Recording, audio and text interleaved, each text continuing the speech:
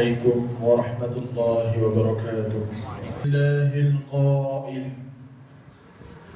وقل لعبادي يقولوا التي هي أحسن إن الشيطان ينزغ بينهم إن الشيطان كان للإنسان عدوا مبينا.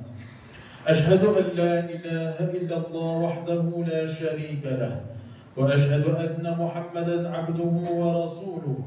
اللهم صل وسلم على سيدنا محمد وعلى آله وصحبه أجمعين.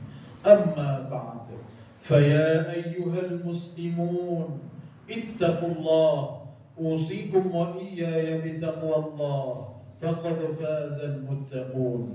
قال الله تعالى: يا أيها الذين آمنوا اتقوا الله حق تقاته ولا تموتن إلا وأنتم مسلمون. Muslimin yang dirahmati Allah Subhanahu wa Ta'ala sekalian, saya menyeru agar kita bersama-sama meningkatkan ketakwaan kita kepada Allah Subhanahu wa Ta'ala dengan melaksanakan segala perintah dan meninggalkan segala perkara yang dilarangnya. Semoga kita semua diberikan kebahagiaan dan kejayaan di dunia dan akhirat. Para jemaah diingatkan supaya jangan berbual-bual dan bermain dengan telefon bimbit ketika khutbah disampaikan.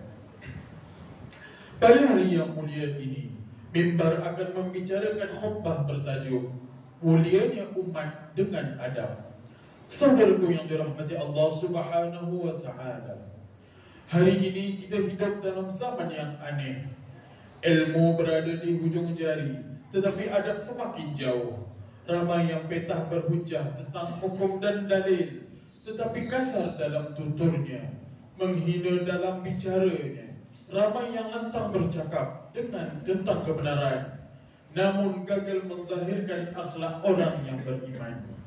Begitulah apabila ilmu dipisahkan daripada adab, lahirlah generasi yang mungkin tahu banyak perkara, tetapi tidak tahu cara beradab dengan manusia, bahkan dengan Allah Subhanahu wa Ta'ala. Kerana itu, Allah Subhanahu wa Ta'ala mengingatkan kita dalam surah Al-Isra ayat 53 yang bermaksud, dan katakanlah wahai Muhammad kepada hamba-Ku yang beriman, hendaklah mereka mengucapkan perkataan yang lebih baik kepada orang yang menentang kebenaran. Sesungguhnya syaitan itu menimbulkan perselisihan dalam kalangan mereka yang beriman dan yang menentang. Sesungguhnya syaitan itu musuh yang nyata bagi manusia. Tuan-tuan, lihatlah bagaimana Allah Subhanahu wa Ta'ala mendidik kita dengan kalam yang begitu halus tetapi tegas. Allah Subhanahu wa Ta'ala tidak memerintahkan kita sekadar bercakap, tetapi cakaplah dengan perkataan yang paling baik. Kerana kata-kata boleh menjadi ubat dan boleh juga menjadi racun. Lidah yang tidak dijaga boleh memutuskan silaturahim dan ukhuwah sesama umat Islam. Sidang muslimin yang berbahagia, perbezaan dan perselisihan pandangan adalah lumrah, bahkan fitrah manusiawi yang tidak dapat dielakkan. Sebagaimana firman Allah Subhanahu wa Ta'ala dalam surah Hud ayat 118-119 yang bermaksud, dan kalaulah Tuhanmu wahai Muhammad menghendakinya, tentu dia menjadikan semua manusia ini umat yang satu, namun tidak berbuat demikian, dan disebabkan itulah mereka terus-menerus berselisih faham. Kecuali orang yang dikurniakan rahmat oleh Tuhanmu, mereka bersatu dalam rahmat Allah. Dan untuk perselisihan dan rahmat itulah Allah mencipta manusia. Dengan itu sempurnalah janji Tuhanmu, dan aku pasti akan memenuhkan neraka Jahannam dengan jin dan manusia yang berdosa.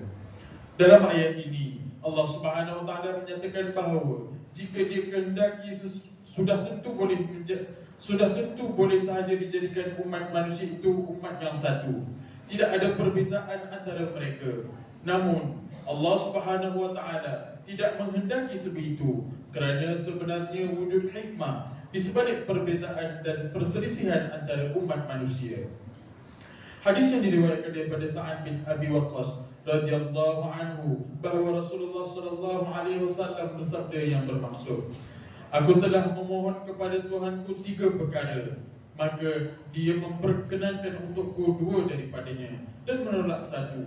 Aku memohon kepada Tuhanku agar dia tidak membinasakan umatku dengan kemarau panjang, yakni kelaparan, lalu dia memperkenankannya untukku. Aku juga memohon agar dia tidak membinasakan umatku dengan tenggelam, yakni banjir besar, lalu dia memperkenankannya untukku. Dan aku memohon agar dia tidak menjadikan permusuhan dan pertumpahan darah berlaku sesama mereka, maka dia tidak memperkenankannya untukku. Riwayat Muslim. Sidang Jumaat yang dimuliakan, menurut para ulama hadis, hikmah di sebalik tidak diperkenankan doa Nabi sallallahu alaihi wasallam agar umat ini tidak berselisih ialah kerana Allah Subhanahu wa taala mahu menguji hamba-Nya bagaimana mereka menguruskan perbezaan yang pasti wujud. Perbezaan adalah satu rahmat apabila diiringi dengan ilmu dan adab. Tapi jika ia lahir daripada sikap amarah dan sangka buruk, akhirnya yang tinggal hanyalah perpecahan dan kebencian. Sebab itu kita diajar untuk bersangka baik terhadap saudara seagama kita. Jangan cepat bersangka buruk dan menimbulkan kebencian di khalayak ramai. Ingatlah, sangka buruk ini pintu kepada permusuhan yang tidak berkesudahan. Inilah penyakit yang sedang merosakkan hubungan sesama kita. Sedangkan orang yang beriman, apabila berlaku salah faham, dia akan mencari alasan untuk memaafkan, bukan alasan untuk membenci. Di samping itu juga, Islam sangat menekankan adab dalam berbeza pandangan, berlapang dada walaupun berhadapan dengan pendapat yang tidak sama. Kita jangan cepat menghukum dan jangan taksub dengan pandangan sendiri, kerana yang lebih penting daripada menang hujah ialah menjaga hati dan persaudaraan sesama Muslim. Lihatlah bagaimana tawaduknya Imam Asy-Syafi'i, seorang tokoh mazhab yang ilmunya diiktiraf seluruh dunia Islam, namun masih berkata dengan rendah diri, aku tidak pernah berdebat dengan seseorang pun, melainkan aku suka jika dia memperoleh kebenaran, bukan kesalahan, dan tidak ada ilmu yang ada dalam hatiku, melainkan aku ingin agar semua orang juga memilikinya tanpa perlu dinisbahkan kepadaku. Beginilah adab seorang ulama sejati. Walaupun luas ilmunya, beliau tidak menutup ruang perbezaan. Dalam hal yang kita tidak sepakat, jangan cepat menolak, apatah lagi memperlekeh. Kadang-kadang pandangan yang berbeza itu bukan untuk memecah belahkan, tetapi untuk meluaskan kefahaman dan mendidik hati agar lebih tenang dan berlapang dada.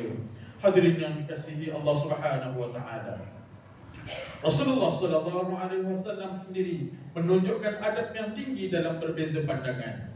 Baginda sallallahu alaihi wasallam tidak pernah menyalahkan sahabat hanya kerana mereka memahami satu arahan dengan cara yang berbeza. Dalam peristiwa di Bani Quraizah, diriwayatkan daripada Ibnu Umar radhiyallahu anhuma bahawa Rasulullah sallallahu alaihi wasallam bersabda yang bermaksud, janganlah seseorang di antara kamu solat asar melainkan di Bani Quraizah. Di pertengahan jalan, sebahagian sahabat menyedari waktu asar telah masuk. Sebahagian mereka berkata, kita tidak akan solat sehingga sampai ke sana. Dan sebahagian lagi berkata, bahkan kita solat sekarang, kerana baginda sallallahu alaihi wasallam tidak bermaksud semedikan. Apabila perkara itu disampaikan kepada Nabi sallallahu alaihi wasallam, baginda tidak menyalahkan seorang pun daripada mereka. Peristiwa ini mengajar kita bahawa perbezaan kefahaman tidak semestinya membawa kepada perpecahan jika diurus dengan adab dan sikap berlapang dada. Kerana Islam bukan sahaja menuntut kesepakatan, malah meraihkan perbezaan dengan penuh hikmah. Maka dalam kita berbeza, rajin-rajinlah berjumpa mata ke mata, duduklah berbincang dan carilah titik persamaan, bukan dengan sindiran atau perbalahan di ruang maya media sosial. Raihkanlah akhlak dan adab-adabnya supaya ia tidak membawa kepada perkara yang lebih buruk seperti permusuhan, perbalahan, kata-mengata, menghasut sehinggalah kepada pembunuhan. Wal'iyadu billah. Rasulullah sallallahu alaihi wasallam sendiri bukanlah orang yang berkata keji atau kasar.